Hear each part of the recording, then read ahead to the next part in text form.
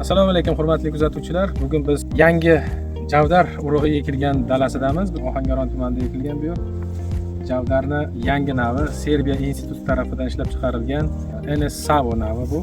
Bu asosan chorva uchun ko'k massa sifatida ishlatsa bo'ladi. Bo'ylari 1,5 ba'zi joylarda 2 metrgacha bo'ladi. Bu hali yana o'sishda davom etadi. Mana endi hozir maychalash davridan o'tdi.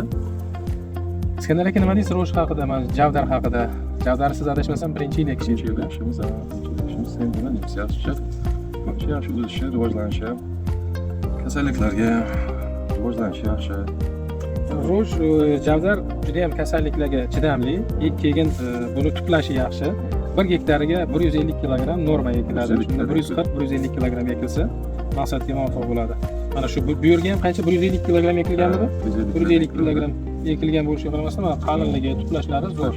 Keyinchalik tuplab ketar ekan. Boshida serakdek tuyuladi, lekin keyin sekin qalinlashib turadi.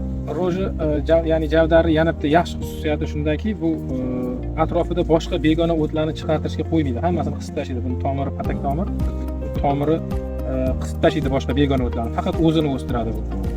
Oktyabr oxirlari, menimcha shunaqa paytda oktyabr oxirlari edi.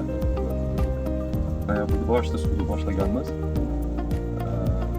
Oktyabr oxirida 25larda noyabr chiqib qoluvdi-da, suv bergan paytimizda tangachilikdan o'ziga chiqib qoluvdi.